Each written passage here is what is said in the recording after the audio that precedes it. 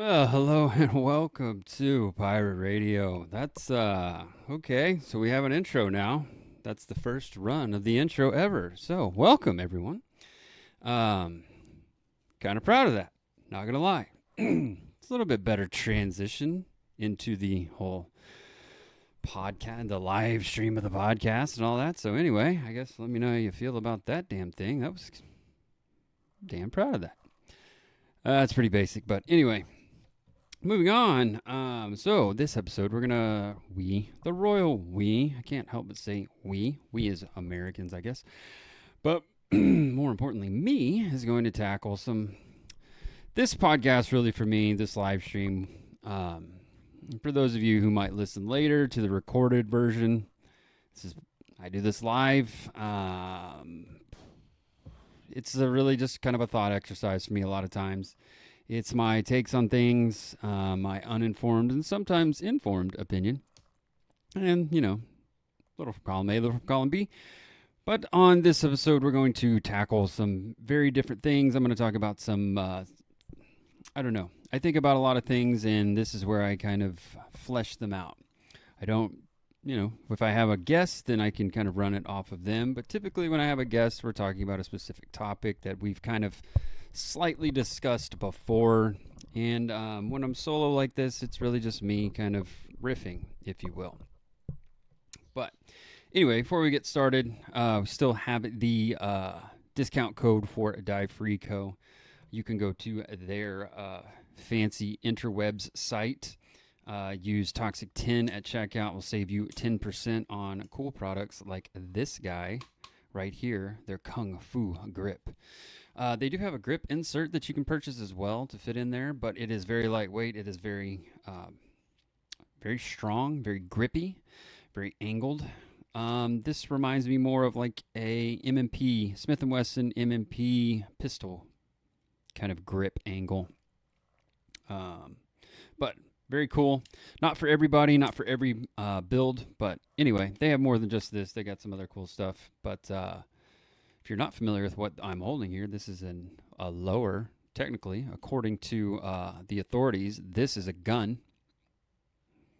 Go figure that. Anyway, in the eyes of the ATF, this is a gun. Right. Our government's retarded.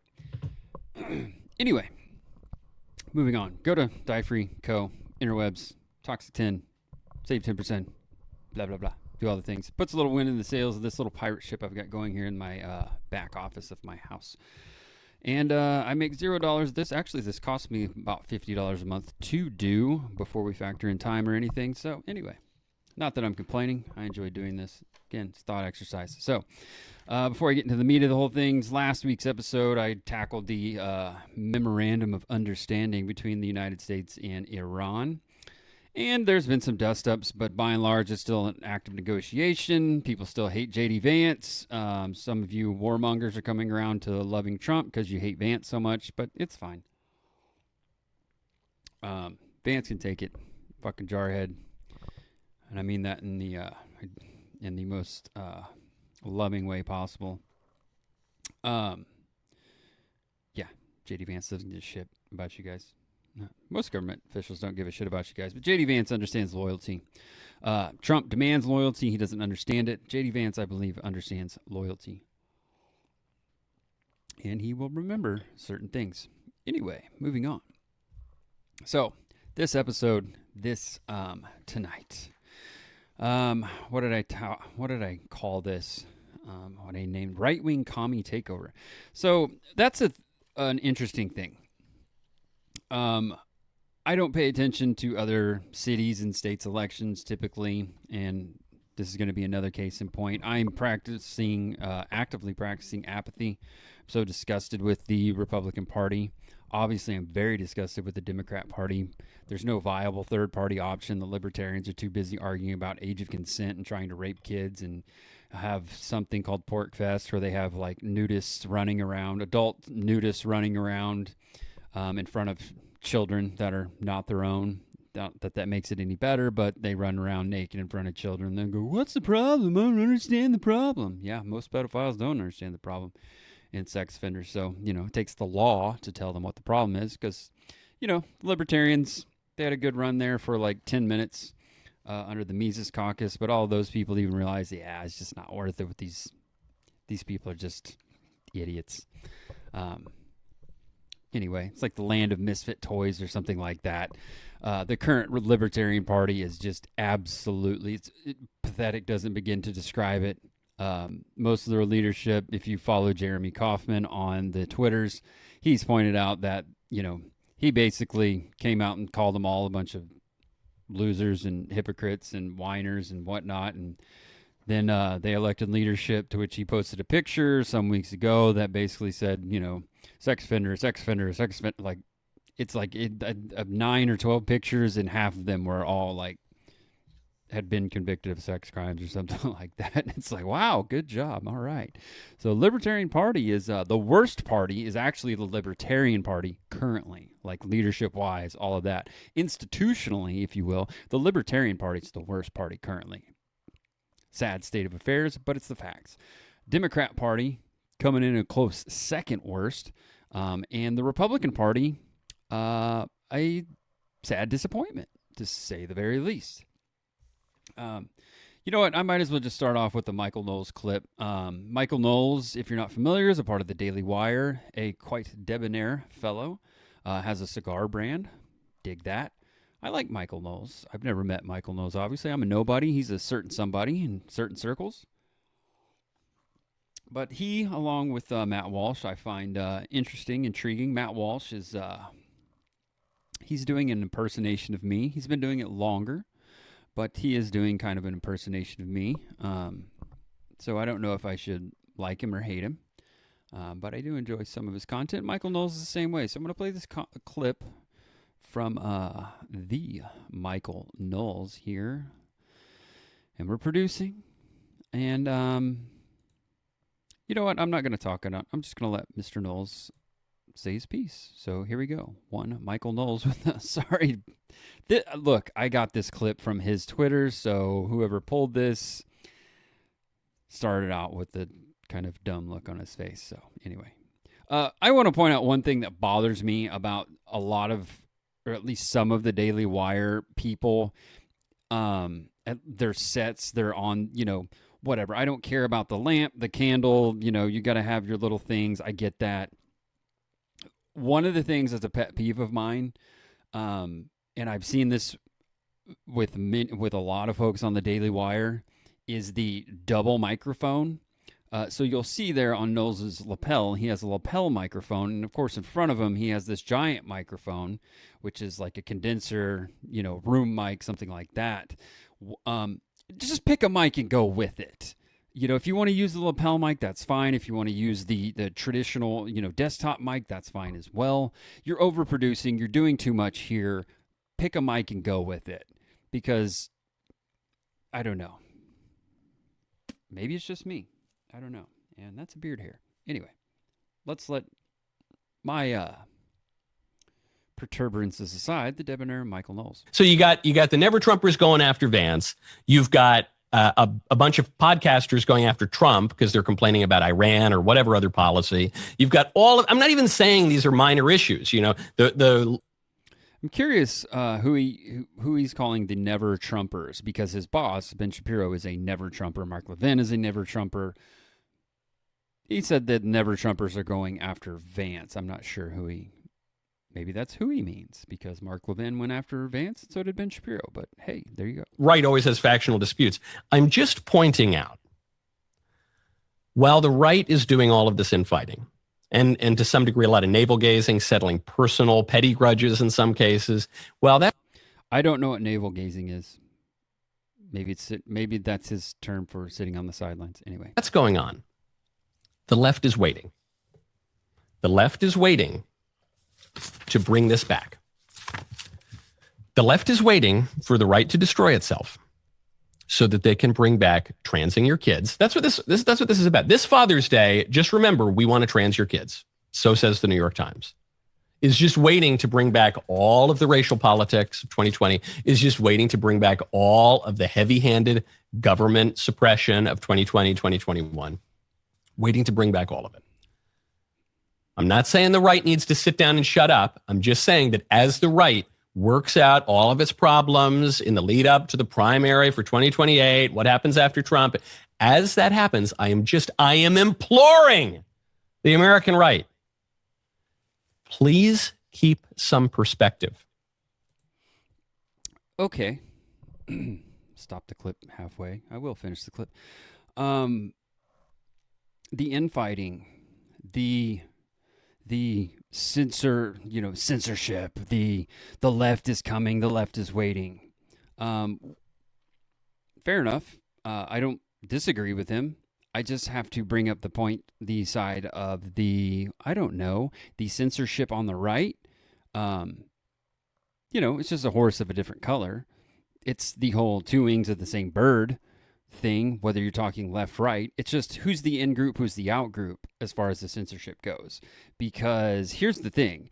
If you wanted to criticize, say, I don't know, a certain relationship with a certain country over kind of in the Middle East, there's calls for your censorship. There are state laws that are out there that will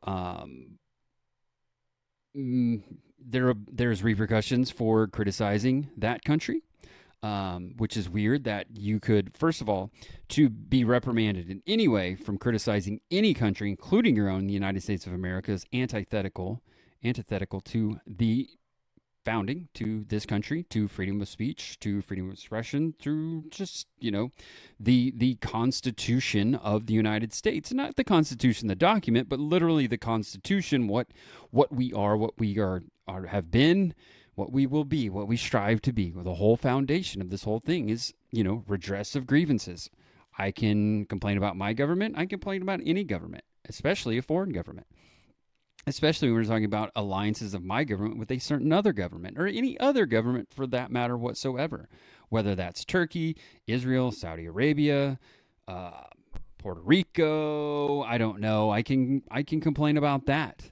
Canada, doesn't matter. I can complain about it because that's America. And your side, Michael Knowles, the right, is trying to prevent that. And they want to enact federal laws that are under the guise of anti-Semitism that will prevent anyone from questioning Israel, the Israeli government. It will prevent anyone from talking about or comparing modern day Israel with Nazi Germany. Okay, so I don't know. Seems a little hypocritical, but let's let Michael finish. Your enemy is not some podcaster. That's not your chief threat. Your enemy is not J.D. Vance or Marco Rubio or Ron DeSantis or Ted Cruz or Rand Paul or this guy or that guy or this guy, anyone who might run for president. This is your enemy. This is the threat. These are the people who want to castrate your kids. These are the people who want to fling open the border. These are the people who want to take control of your life. That's the threat. And that threat is crouching in the corner, waiting to pounce on you while you play fiddle on the Titanic. Play fiddle on the Titanic. Okay, Mr. Knowles, that's fine. You can say that. The left is waiting to pounce. He mentioned the border there. I'm glad he mentioned the border. So Donald Trump comes in, has an executive order, shuts down the border. Deportations, not going where we want them. Here's the thing about the border. If I remember correctly, not only have a Republican president, you have a Republican Congress, House and Senate, so a full Republican majority in the Congress, and we have enacted no permanent restrictions on immigration. We have not built the wall. We have not done any of the things that we said that we wanted, that Trump won on. He just did it through an executive order, which is fine, but the second he's out, guess what happens? If a Democrat comes in, or just a weaker Republican comes in, or let's say that Republicans lose the midterms, like it's looking like they're going to, here's what's going to happen. What if the left is able to take over the House and Senate and pass a law that says you can't restrict immigration, or you got to tear down this thing, or you got to do this, or amnesty, or any number of things? You've had a Republican majority for this whole time since 2024, and you've done nothing with it. You've not codified anything into law. This is the same kind of boo-hoo moment that everyone said to the left when Roe versus Wade was overturned. It's like, you had all this power, you never codified it in a law, you just hid behind this court ruling. It's the same thing here, just hiding behind an executive order, which look no further than 2021 when Joe Biden was sworn into office. From the first thing he did was reverse executive orders of Donald Trump, which is exactly what Donald Trump did when he came in 2024. He reversed a whole bunch of executive orders that Joe Biden had done.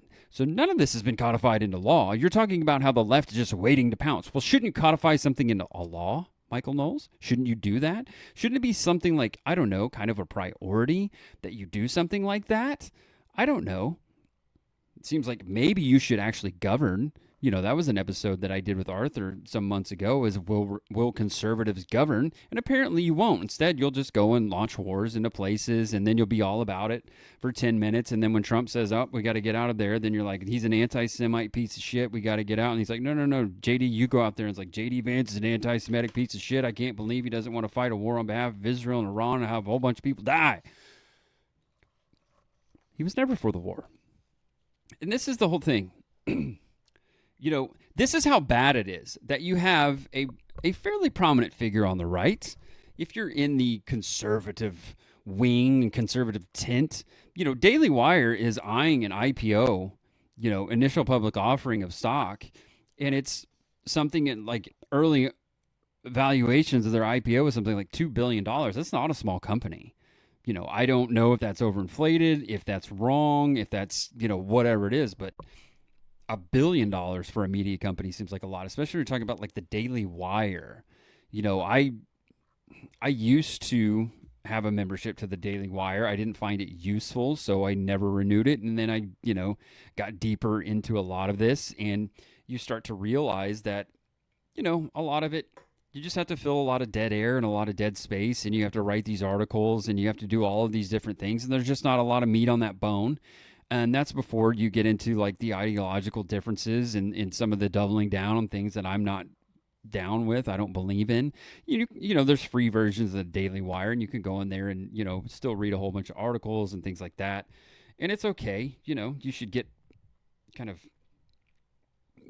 views from all sides of the aisle, if you will. At least know what some guys are doing, the other guys are doing, the guys you agree with are doing. But, all of their so-called extras just weren't worth it for, $120 a year to get like B movies that you didn't want to see anyway. It is what it is. I don't care about some Pendragon cycle or whatever the fuck they're talking about. I don't even know what the fuck that means. And then they have this whole kids thing, and it's like, do they even still have the kids thing? I think that was a horrific flop. Is that why Jeremy Boring left? I don't know. I'm too out of it. I don't know. It just, none of it was worth it. It just wasn't worth it. Matt Walsh had his What is a Woman documentary, and then I think he has the Am I a Racist? I've seen What is a Woman. I've showed it to different people. The Am I Racist, I look good, but again, it's behind a paywall. I'm not going to pay to see that movie. Sorry. But, they're eyeing a $2 billion valuation, so Michael Knowles is somewhat of a somebody. He has an audience, obviously. Has he got the biggest audience? No, but people listen to him. He's a well put together fella. So he's over here begging for everyone to just remember how bad the left is. Then that's the thing, is he mentions the transing your kids. Yes, he's correct. They probably still want to trans your kids. They backed off of it for a little bit because they realize it's not like politically popular. But the second they seize power, they're going to go after guns. They're going to go after transing your kids. They're going to do any number of things. So here's the thing, Mr. Michael Knowles. Why haven't you and your Republican Party and the conservative party, why haven't you done anything? That's the biggest gripe of everything, is like the things that have been done, we didn't want. And when I say we, I mean Trump voters. I'm not a registered Republican, never have been. I've always been registered independent. So, like, I have the most coveted vote on planet Earth and on federal office. Everybody wants my vote.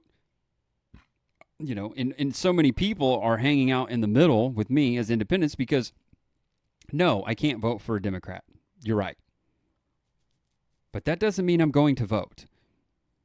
I'm very disappointed with what is happening within the Trump administration. I do really like this, ending of the Iran war, coming to the table. Yes, I get it. It's going to take some time. You're going to have to do some different things. It's not going to be pretty. It's going to be what it's going to be. But at the end of the day, we're going to have some sort of like peace agreement, settlement, what have you.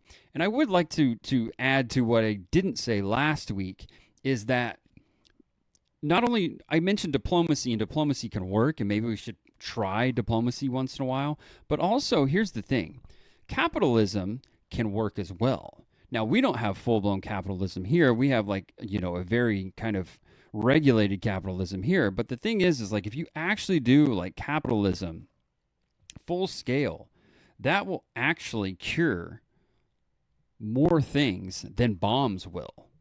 If you use diplomacy and you get your foot in the door and then you open up their markets and drive in capitalism and create a middle class. This is what's taking down China, by the way. This is what softened China, is they have a middle class and they have some semblance of capitalism within their, basically, you can call, they're the CCP, and I guess they're the Communist Chinese Party, but really they become a fascist party.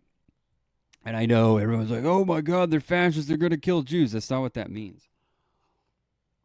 Fascism is actually an ideology. Nazism is the one that kills Jews. Fascism can work in certain instances. It's just basically a collaboration between the government and private enterprise for the betterment of the state. You can still have property, you can still have your business, what have you, but you're going to pay a vig, in essence. Instead of the state controlling everything, that's communism. This is some form, a higher echelon of kind of a socialized government in which the state basically is just taking a vig. They tell you what you can and can't do within certain parameters. That you always need to have the state in mind, and it needs to be for the betterment of the state/country. But you can enrich yourself, basically. So anyway, and this is where like the left and right kind of commie problem comes in. And one of the thought exercises I was having is the like, if you're taking, I've been thinking a lot about Iran, Israel, Lebanon. You can factor that in there. Any number of countries, but the ones that are hot right now is, and when this whole Iran thing kicked off, and when the dum-dums still talk about like Israel and all of these things, they will say, well, especially, when in regards to like Hamas and Gaza before they completely, did whatever they did there. But now they're talking about it with Lebanon of like, well, Lebanon or Hezbollah, who's operating in southern Lebanon, is firing rockets and missiles and this and that, and they're killing soldiers and blah, blah, blah. And that's all bad and all of that. So they'll use the talking point of, doesn't Israel have the right to exist? And don't they have the right to defend themselves? And I would counter that with, well, doesn't Iran have the right to exist? And doesn't Iran have the right to defend themselves? And if you get an answer, which typically you don't get an answer, you just get some sort of like ad hominem attack or some sort of insult. But really, when you do that thought exercise and when you play this like 50-50 game, or you play this like legitimate game and you're intellectually honest, you can go, well, yeah, I guess Iran does have a right to exist, and they do have a right to defend themselves. I mean, both currently are like just religious ethno states under their current leadership. Now, here's where it gets weird, is because the, Mark Levins of the world obviously are super pro-Israel and super anti-Iran. Okay, well, what that really means is now you have an in and an out group, and your in group is Israel and the Jewish people, and your out group is Iran and the Muslims. Okay, and Islam and Muslims. Okay, well, I hate to break it to you, Mark Levin, but that's exactly what the people you constantly call, or the name you use to constantly call other people of Nazi, that's exactly what they did, is they created an ethno state with in and out groups. Okay, now the out group, they wanted to exterminate and exterminated a whole lot of them. Yes, that's bad. But the idea here is, Mark Levin, what you guys don't understand, because you're frothing at the mouth so badly about things and just yelling and never listening and just positing things as if they're factual, is that Israel's not some weak little country. They're not some weak little society. They have a pretty robust military. They've got some pretty badass hardware. They're able to kind of control what happens within and outside of their borders. They don't have an expeditionary force, so they can't go take over territory necessarily. They can't really go across seas and do things, but they're no bitch. And this is why the boomer class can't understand why Gen Z is seeing things from a certain way, is because all that everyone has ever been taught is that the Jews were rounded up, killed in the Holocaust. So you had this big, powerful Germany, these weak, feeble Jewish people who were rounded up across Europe and exterminated in camps. Well, when you flip that and you look at that's what you teach people, that's what happened. So you have Gen Z and you also have millennials who are looking and going, well, hold on. If it's just a power structure thing and it's a power struggle, well, Israel's really powerful, and the Gazans and the Palestinians in the Gaza Strip and the West Bank are really weak people, and you're lording over them and dropping bombs on them and running raids in there and killing them. That seems like a power shift and a power paradigm in which a very, very powerful is killing a very, very weak. And that's the exact power dynamic that existed in 1930s Germany, in the 1940s Germany under the National Socialists. I understand that you just have picked a good guy and it is the good guy in your mind, but you can't, you're so like bloodthirsty, you can't see it from the other side. And that's where you get into this just like, you know, this is the break, Michael Knowles. This is why people are breaking within the Republican Party, because they're seeing this kind of two sides of the coin, this kind of, you know, massive rift and shift. It's, you know, I identify when Tucker says, you know, I was always pro-Israel, never really kind of thought about it. I'm exactly the same way. I was always pro-Israel, never really thought about it. They got people over there trying to kill him, so I mean, they got to do what they got to do to survive. But then it's like you start seeing things and you're like, well, hold on. Like, I get it. Like, you know, things happen. You have to have a response. But, you know, if you go to just the light reading of Rules for Radicals, the response to the action is really the action. And what that means is, and I know I've said this before, I don't care, I'm a broken fucking record, but Hamas launching October 7th and doing the horrific things that they did anyone ever sit back? I remember thinking at the time, kind of once, you know, you get a couple of days into it and you look there, and I remember thinking this myself. I never said it out loud, but, you know, you have times to think.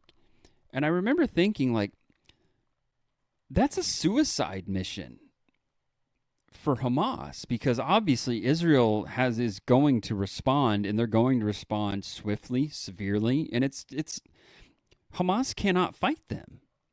You know, a toe-to-toe pitched battle, what have you. I guess you can kind of try to draw them into the cities, but what's going to happen is Israel's just going to bomb shit from the air. They're going to use the Air Force. They're going to level the place. They're going to turn it into rubble, and it's really hard to fight from rubble. So I remember thinking, like, this is just a suicide mission if you're Hamas. This doesn't really make sense, like, tactically. You know, if you're a group, let's say you are in Hamas or whatever, you're in some sort of terrorist group or freedom fighter, whatever you want to call it. It doesn't really matter. It's kind of semantics for what I'm about to say. But if you're going to, you know, think about like the movie Red Dawn. In the movie Red Dawn, you have a group of high school kids that arm themselves and are able to do kind of raids on the invading Soviets and Cubans. Okay. The thing you would never do is, if they knew kind of where you were, it's how the movie ends. Sorry to give away the spoiler alert on the 40-year-old movie, but they attack like a base and go after it hardcore, and they just basically understand that this is my Alamo. This is where it all ends. It's all or nothing, and we're going to do this decisive attack. Well, if you're Hamas and you're doing the same thing, you would go after, say, like Tel Aviv or, you know, some major city. If you look at a map of Israel, hitting a random kibbutzes doesn't make any sense tactically. It doesn't make any sense strategically. It doesn't make any sense other than to just draw a response from the Israelis. And that's exactly what happened. is not only did they get the response they knew they would get, they've been getting the prolonged response. And they understood the PR game better than the Israelis have ever stood the PR game. You would think a country that is basically based on intelligence, counterintelligence, all of the spy games, spycraft, statecraft, you would think that they would have some semblance of a PR game, but they don't. They have no idea how to play a PR game. They only know how to play like a dirty PR game through like censorship, omission, silencing people, shutting down companies, things of that nature. They don't really know how to play the PR game at all and win it. And apparently Hamas does. And this draws into the bigger thing of the argument gets made from that Israeli side and from the conservative side of, well, we had to go to Iran because they fund proxies like Hamas and Hezbollah. Okay. So again, if you're going to be intellectually honest here, then that gives Russia all the ammunition it needs, pun intended, to launch attacks on the United States and Western Europe in any NATO countries, correct? Because NATO has provided Ukraine with weapons. I mean, this is a war that we stoked, that we pushed, that we basically crossed every red line we could cross. Putin gave the West, NATO, the United States, Ukraine included, ample time to stop the war before he invaded. And then even after he invaded, there was the, the Ankara agreement, I believe, where they met in Turkey. And they had an agreement between Zelensky and between Putin to end the war. And Boris Johnson shows up, talks him out of it. And we're still in Ukraine. There's still the Ukraine-Russia war going on right now. So based on the proxies, which now you have Ukraine launching drone attacks deep within Russia on strategic targets, as far as like they hit some of their long range bombers months ago, whatever it was. They're hitting oil infrastructure. They're going after water. They're going after power plants. So if I'm Russia, based on the logic of the pro-war with Iran crowd, they have every right to start attacking because we're the proxies and we're helping and we're doing the things, right? That's before you go back to Al-Qaeda and the Mujahideen in Afghanistan, and then what became Al-Qaeda later on, and us training, paying, and providing all men and materiel for Al-Qaeda to fight the new Russian Federation in Chechnya. So, I mean, if we're going to play this even, if we're going to have this, intellectually honest discussion, then Russia has every right to attack us. And there's really nothing we can do about it because we're the bad guy in that scenario, because that's what everyone on the pro-Iran war side tells me is Iran's the bad guy because they fund proxies who attack our allies. Okay, well, there you go. So, I mean, I don't really know what to tell you there, pal chief. But anyway, I do have another Michael Knowles clip. And this one's going to bleed into a couple of different things here. So, it's Dumb Face Day. All right, so we will go back to Mr. Michael Knowles. This one is about immigration. 38% of New York City residents are foreign born. They're immigrants. When you look at children of immigrants, not 10 generations down the line, one generation down the line. I should have set this up better. He is addressing the fact that apparently a whole bunch of New York, sorry for the dumb faces, Mike. That's my bad. It was not on purpose. He is talking about New York.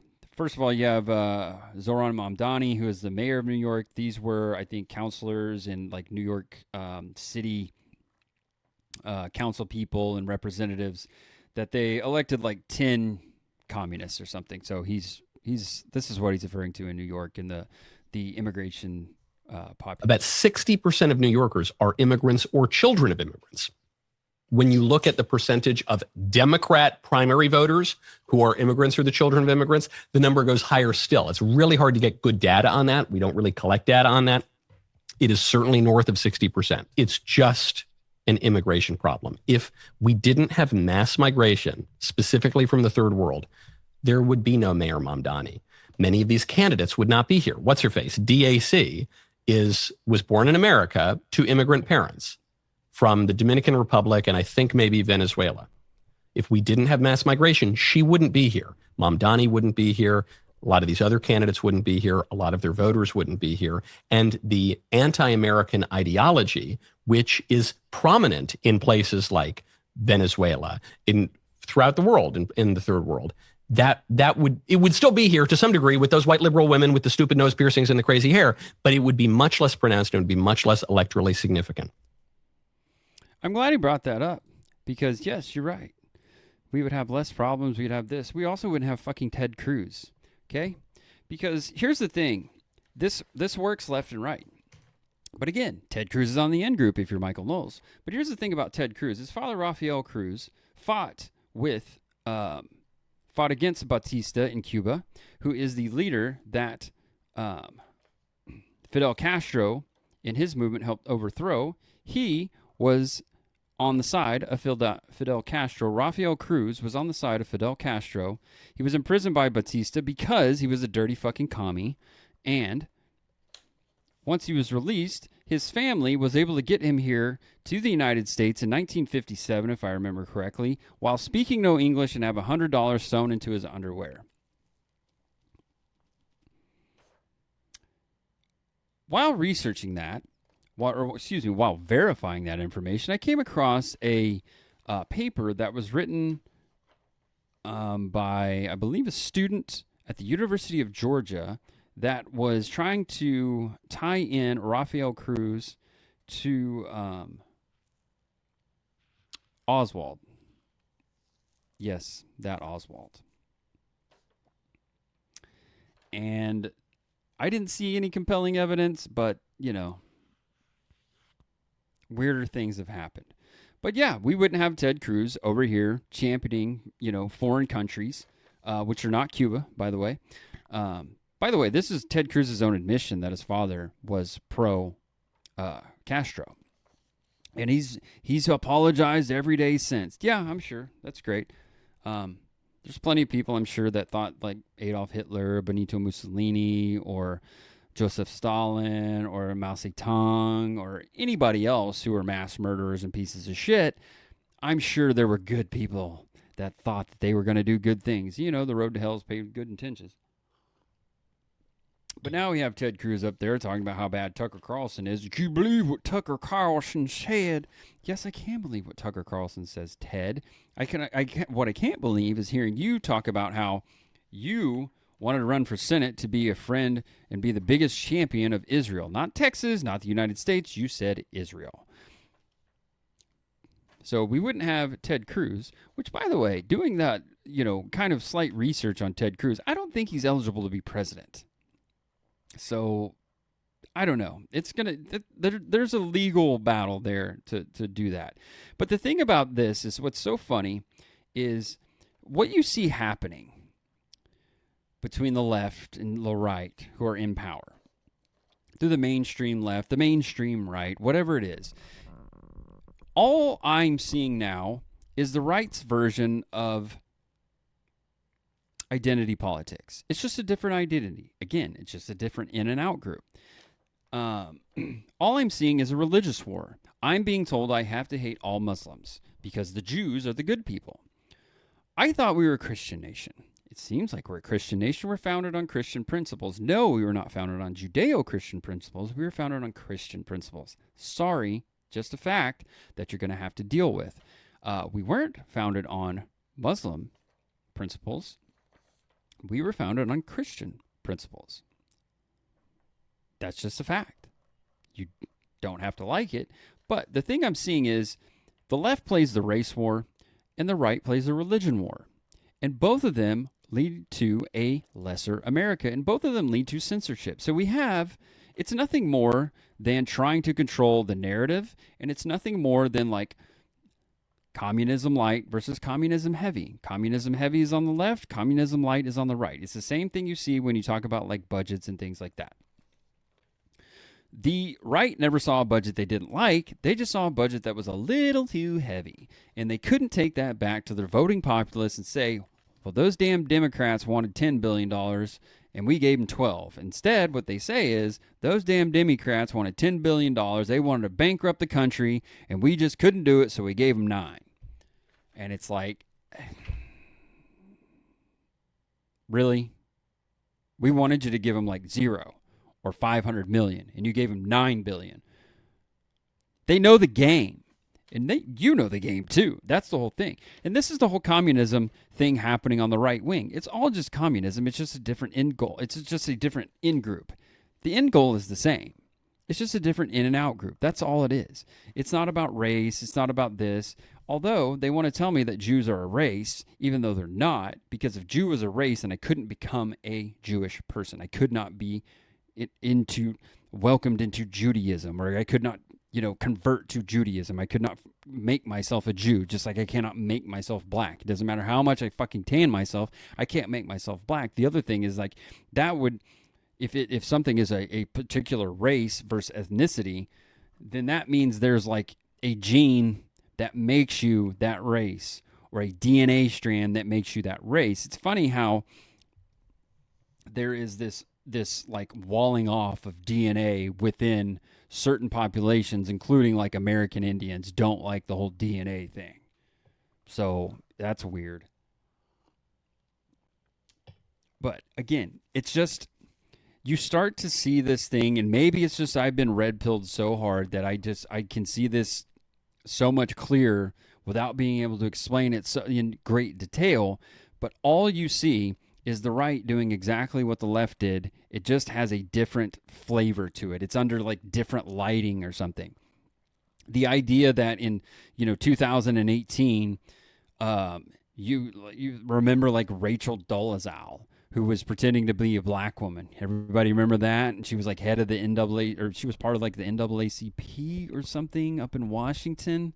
And then she got outed as not being black, and it was just like, okay.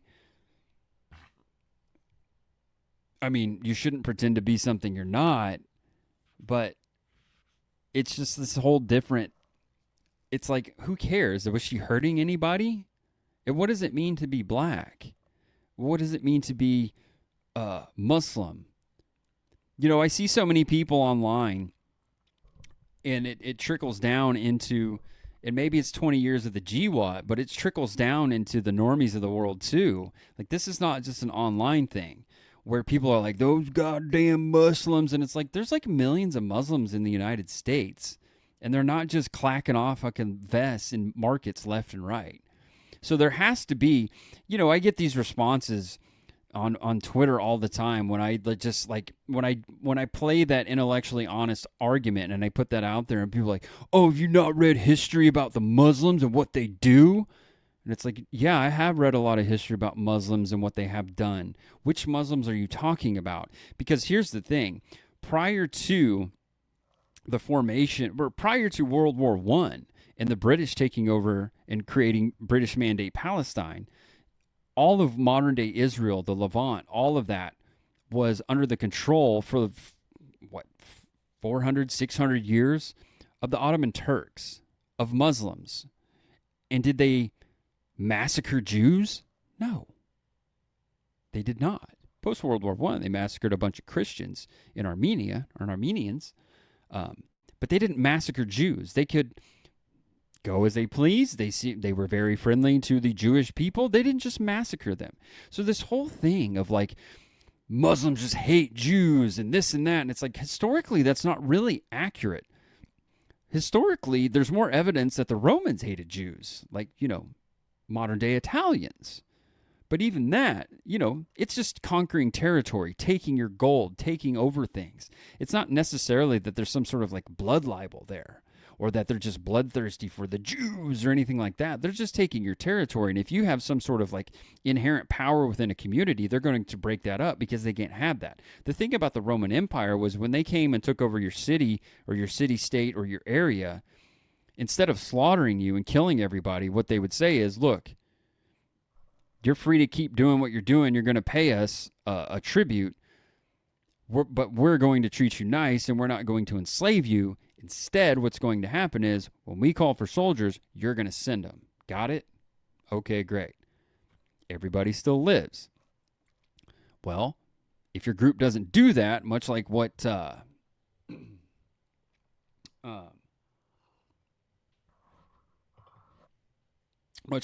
other groups did, like the Mongolians did, was the same thing. If you want to fight, we're going to fight, and if we win, it's not going to be pretty. Like we're all in. There's no halfsies here. So it's kind of the same thing. But this whole thing of all Muslims are bad, and it's like I'm gonna need some evidence. And you going, well, look at 9/11, and it's like, okay, those are Sunnis, man. Those are Saudi nationals doing that. Those are not Iranians. They're not Iranian proxies. None of that. They're like antithetical to the Iranians. They're like the enemies of Iran and the Iranian regime. That's who hit the towers and the Pentagon and all of those things. Al-Qaeda are Sunni Muslim. They were not Shiite. Saddam Hussein was a Sunni, controlling a whole bunch of like crazy Shiites in the south and east. And then we decided to overthrow him and basically handed Iraq right over to Iran. And it's like, what the fuck, man? And so you just create all of these problems, and then you tell me that government has the solution as far as we're going to take this group and we're going to do this, and then everybody wants to tell me that all Muslims are bad, and it's like, I don't. And then they go, have you not read the Quran? No, I haven't read the Quran. I'm not a Muslim. But here's the thing.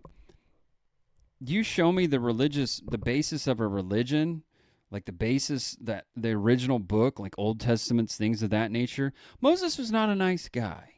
That's all I'm going to say. It's no indictment of his ethnicity or his religion, but when you slaughter people for worshiping a golden calf, I don't know, man. Is he any different than the Prophet Muhammad?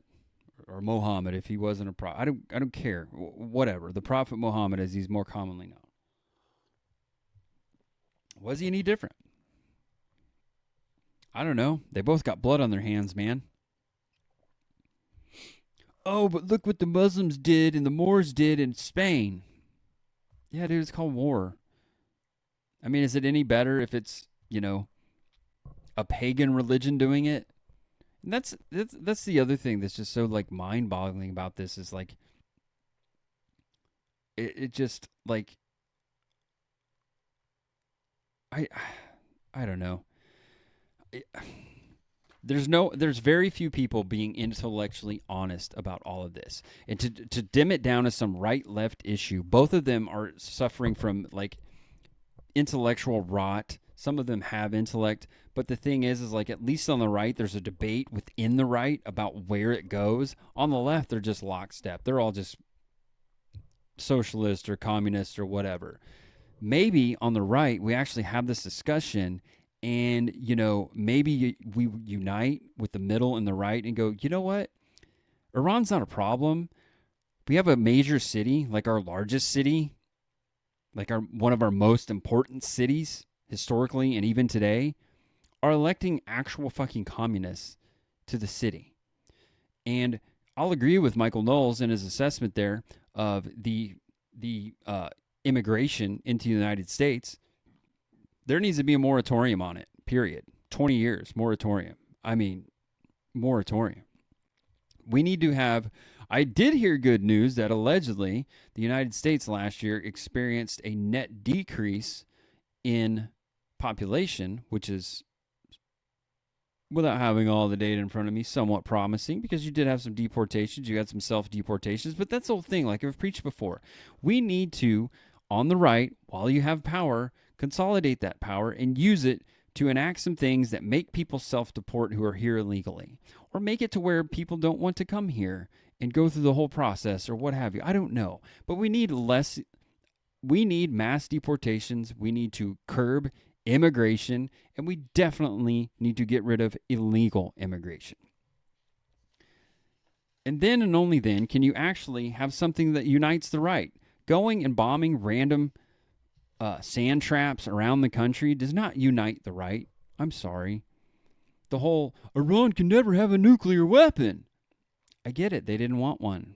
So I don't know what we're doing over there other than, weakening our country even more, things like that. So, I mean, there is the thing. I sent a tweet earlier today to old Mark Levin. Mark Levin, again, Boomer Post. He posted this. Let me see if I can. We're producing. Mark Levin. So Mark Levin had this post here. And we go. Boom. So Mark Levin posted, perspective in all caps. Not only haven't we armed the Iranian people, we're actually strengthening the regime internally with hundreds of billions of dollars and other huge concessions, making it virtually impossible to be overthrown from within or collapse from our previous crushing military offensive and economic blockade. We don't even mention the Iranian people anymore. We're also legitimizing the Iranian regime, not just in the region, but internationally through diplomacy generally, as well as direct diplomacy with the regime, and now direct military-to-military contacts with the IRGC, the equivalent of the Nazi SS, which we treat as a breakthrough. At the same time, we're isolating our ally Israel, who fought valiantly far aside when we launched this war just a few months ago, which they launched the war first. Yes, you forgot that. Undermining its defenses, including via protections for Hezbollah, F-35s planned for Turkey, and hundreds of billions of dollars for Iran, as well as publicly ridiculing its Churchillian prime minister in the lead up to its election, which is indeed intended to defeat him, while praising the genocidal Iranian regime and surrounding Islamist regimes.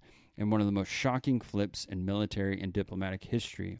My response to Mark Levin is, that's because the Iranian people rallied around their flag when the bombs started blowing up their neighborhoods, bridges, schools, and businesses. We all told your dumbass how this would go, but you're so bloodthirsty you couldn't see past your nose. In the wise words of Donald Rumsfeld, quote, you go to war with the army you have, not the army you might want or wish to have, end quote. And then some suggested reading for Mr. Mark Levin. For a deeper dive, you can read Chapter 2 of Sun Tzu's The Art of War, specifically Economic Drain. So, there's that. If you're not familiar with Sun Tzu in Chapter 2, he talks about the conditions for the state to go to war. Economic drain means that if you do not have the, things cost money. If you don't have that money, you can't go to war because you're going to lose. If you don't have the will of the people, you can't go. Basically, if you don't have the treasury, if you don't have the gold, if you can't afford the war, you don't go to war, which we don't understand whatsoever. And Mark Levin, being the neocon piece of shit that he is, has never understood. He's never understood it a day in his life. You just print the money. Oh, but he's a fiscal conservative. Oh, but he's full of shit. Mark Levin's a fucking retard. Anyway, in gun news, I did promise some gun news, at least in the description of this. So the residents of Virginia, I know at least one, if not two. You got some good news. You got an injunction on the assault weapons ban, which basically means that it's a temporary pause in the law, and law enforcement will not be enforcing that. Blocks police from enforcing that. And basically they're going to kicking the can down the road to a later date to, I'm not sure what at that point. The Fifth Circuit Court of Appeals, federal court, in a decision decided that suppressors are arms, which means they're protected under the Second Amendment. I think it was the Fourth Circuit, the Ninth Circuit had disagreed with them, but the Fifth Circuit basically said, nope, suppressors are arms, blah, blah, blah, which is a minor win. It would be nice if you just had the Second Amendment and that was your, thing. Or if you just said, hey, it's not an arm because it's just a random piece that doesn't do anything. Much like a stock on a rifle, let's say. This is neither here nor there. This has nothing to do really with the firearm and its functionality. You can swap this out. It doesn't have to have it to fire. It doesn't have to have it to cycle. It's non-integral to it. much like a suppressor is very much the same. You can see a suppressor right there on my 300 blackout. It doesn't need it to fire. It actually creates more issues when you put that on there, and you have to adjust the gas system. But all it does is make it quieter, makes it a little more pleasurable to shoot. I think part of their decision said it made less recoil, which is like, I don't know, recoil subjective.